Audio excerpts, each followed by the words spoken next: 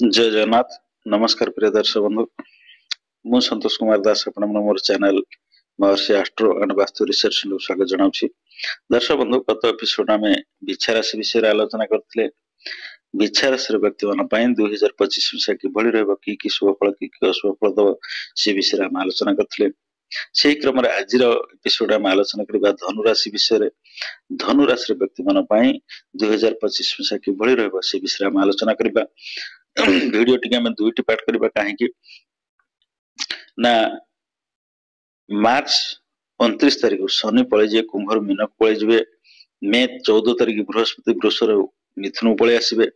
Rahu mean रु कुंभ को मे 18 तारीख पलि आसबे। से अनुसार केतु पलि जाओ मे 18 को आपनकर कन्या रु सिंह को पलि बुझे पाला कि जेहेतु ग्रह माने राशि परिवर्तन करेंगे से अनुसार प्रेडिक्शन दी प्रकार हम बुझे पाला कि तेणु विशेषकर आम जो वार्षिक राशिफल कथा विचार कर चारोटी ग्रह पर बेसी गुरुत्व दौरान क्या शनि राहु केतु बृहस्पति ये चारोटी ग्रह कहीं चारिटा ग्रह गोटे गोटे राशि वर्षक अधिका समय रुहति।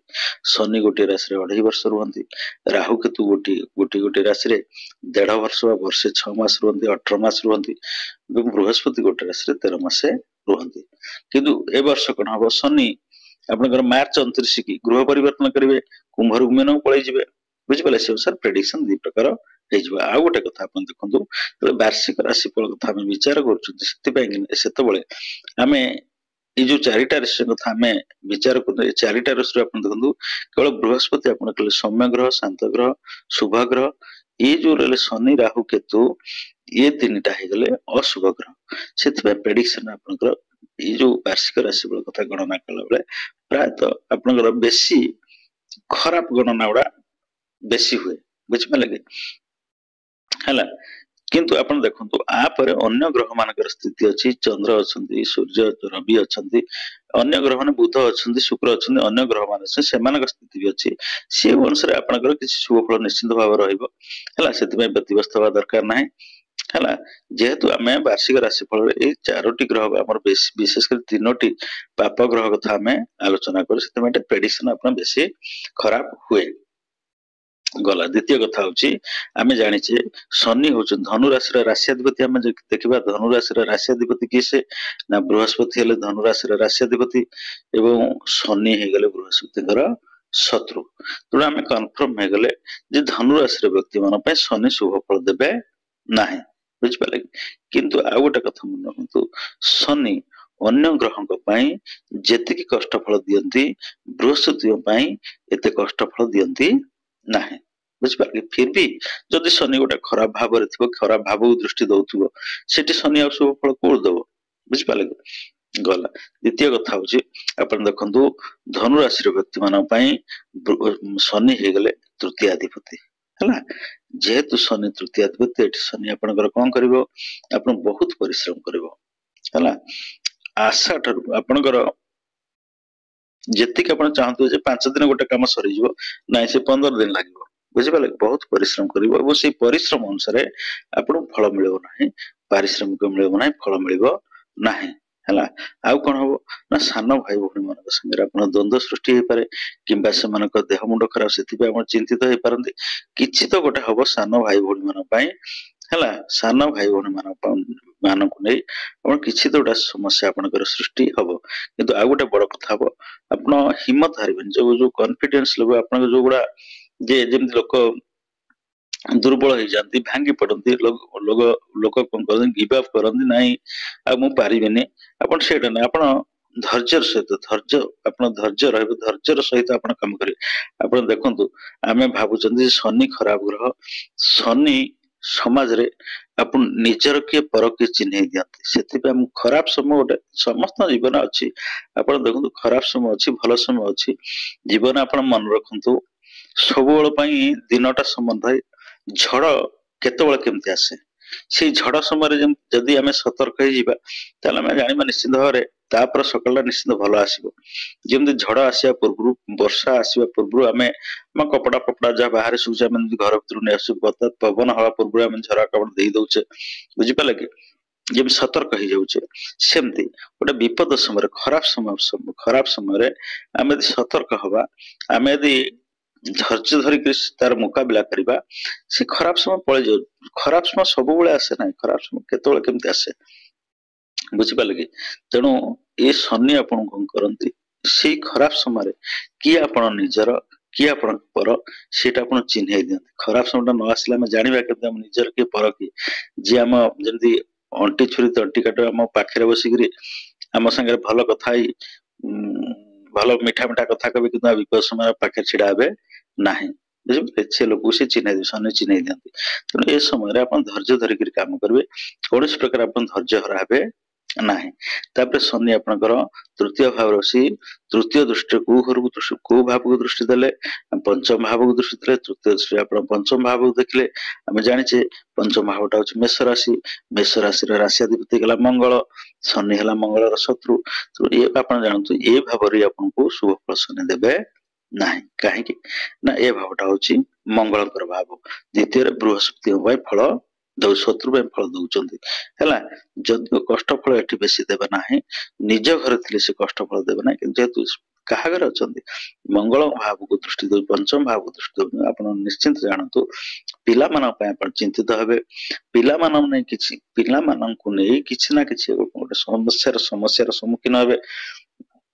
ଆଇଦର ପିଲାମାନଙ୍କ ଶିକ୍ଷାକୁ ନେଇ ଆପଣ ଚିନ୍ତିତ ହେଇପାରନ୍ତି, ଶିକ୍ଷାର ବିଫଳତା ଯେକୌଣସି କାରଣ ପାଇଁ ଆପଣ ଚିନ୍ତିତ ହେଇପାରନ୍ତି, କିମ୍ବା ପିଲାମାନଙ୍କ ସ୍ୱାସ୍ଥ୍ୟକୁ ନେଇ ଆପଣ ଚିନ୍ତିତ ହେଇପାରନ୍ତି। ବିଶେଷ କରି ପିଲାମାନଙ୍କ ସ୍ୱାସ୍ଥ୍ୟକୁ ନେଇ ଆପଣ ଚିନ୍ତିତ ହେବେ, କାହିଁକିନା ଶନିଙ୍କର ଦୃଷ୍ଟି ଅଛି।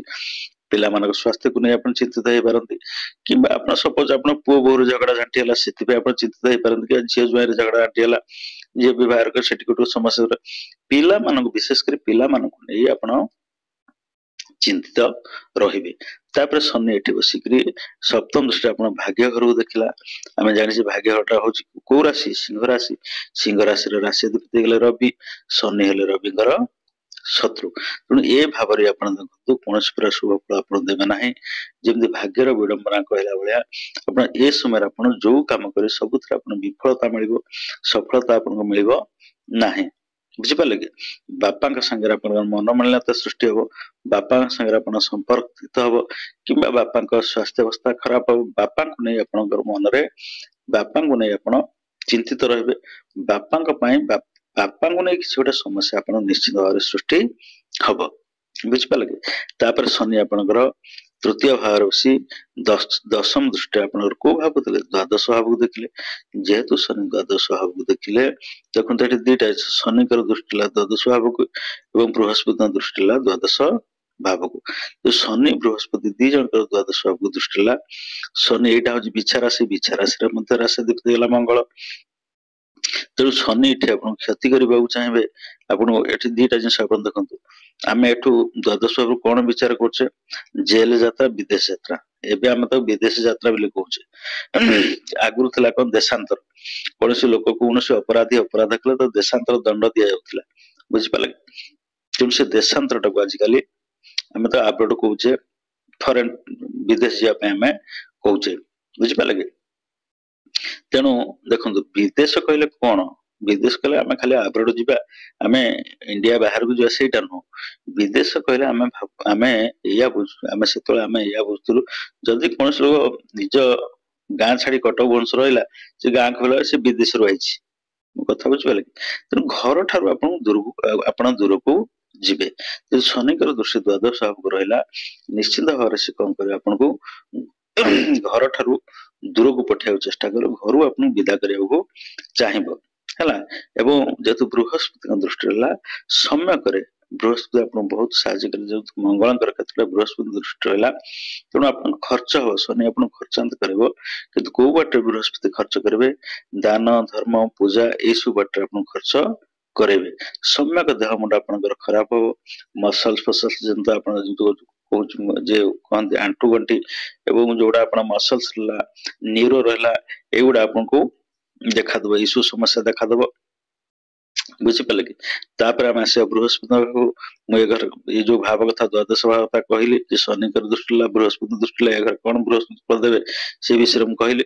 ତାପରେ ବୃହସ୍ପତି ଆପଣ କର୍ମ ଭାବକୁ ଦୃଷ୍ଟି ଦେଲେ, कोठी पंचम दृष्टि कर्म भाव दृष्टि देले आ गोटे कथा राहु सप्तम दृष्टि कर्म भाव रहला कर्महार केतु बसिला तेणु कर्म क्षेत्र में आपनकर द्वंद्व देखादेव कर्म क्षेत्र आप समस्या देखादेव सहकर्मी मान सहित भल उत्तम संपर्क रहिबो नाही बुझिपारे कि सहकर्मी मान निश्चित भाव आप पछपटे उच्चारटना करेंगे आप मुहर गोटा कथा कह पचरे कौन विरुद्ध टुपटाप हे बुझे जो उपरिस्थ अफिसर मान उत्तम संपर्क रहा कि प्रमोशन प्रमोशन किसी हबार थो से ब्रेक ही बुझिपारे कि जो मैंने चाकरी कर जो मैंने व्यवसाय कर जो व्यवसायी मैंने व्यवसाय कर निश्चित भाव से कर्म क्षेत्र समस्या सृष्टि हम समस्या देखा दब जेतु राहुर दृष्टि केतु केतु भी से दशम भाव कर्महार केतु बसला बृहस्पति दृष्टि सब जिन गोटे बड़ धरण किसी गोटे विपद आसे सम्यक कटि जाए बुझिपारे कि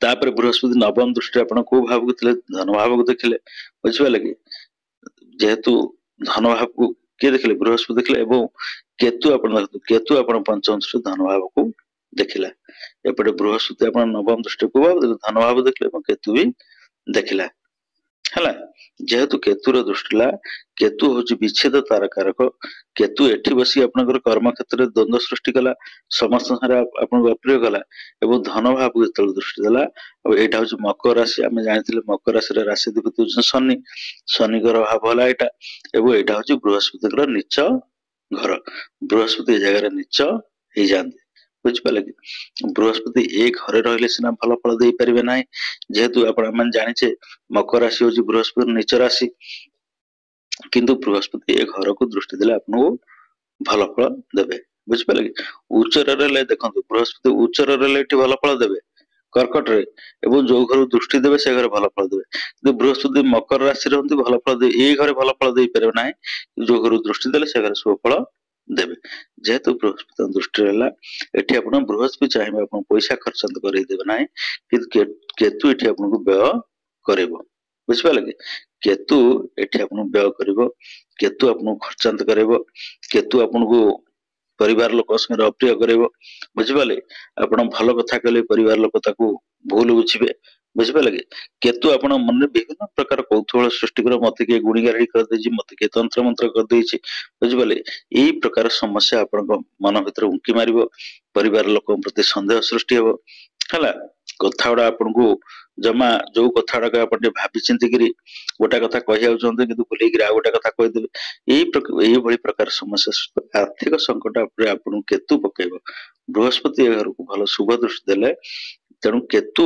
आपको एठी आर्थिक संकट पकेब है जो बड़ धरण आप क्षति हवा कथा बड़ धरण क्षति ये ना बृहस्पति करदेवे ना तो आम जानिले जे राहु कर्म क्षेत्र दृष्टि राहु द्वंद्व सृष्टि कला है केतु धन भाव देखु केमी रोचे केतु धन भाव को दृष्टि देला शनि आप दशम दृष्टि देखिले को भाव को आप व्यय भाव को बृहस्पति समय दृष्टि देले बुझिपारे कि विशेषकर मोटामोटी भाव कह गले धनुराशि व्यक्ति मान मे 25 तारीख जाए प्रायतः भल फल ना मिश्रित फल अच्छी मिश्रित कहले 70% आप देखु आपण अशुभ फल अच्छी आप बृहस्पति आपणकर 30% आपको भल फल मिल बुझिपारे सपोज आम धन भाव कथा विचार करवा आपणकर व्यय हम किंतु अत्यधिक व्यय हम ना खर्च हम कि जमी आप धार उधार करज कर खर्च कर परिस्थिति आप बृहस्पति करदेव ना बुझिपारे कि ये गोटे द्वादश भाव देखो राहु आप शनि देखला दशम दृष्टि द्वादश भाव को राहुर दृष्टि रहा राहु 7, 8, 9 नवम दृष्टि देखला द्वादश भाव को शनि 7, 8, 9 दशम भाव देखला द्वादश भाव को बृहस्पति भी देखला तीन जन दृष्टि रहा तेणु शनि दृष्टि और राहुर दृष्टि रहा आप जानतु शनि दशम दृष्टि देखला सप्तम दृष्टि आप भाग्य घर देखला दशम दृष्टि आप को घर को व्यय घर को देखला राहु सप्तम दृष्टि अपना कर्म घर देखला और नवम दृष्टि अपना व्यय भाव को देखला तेणु आप जानतु निश्चित भाव ये जो दुईटा पाप ग्रह रही ये आप घर ठार दूर को पठेबे बुझे घर ठार आप दूर को जीवे है निश्चित भाव आपन को निजर वासस्थान परित्याग कर किसी दिन आप बाहर रही पड़ो तो दर्शक बंधु आज एपिसोड आलोचना कले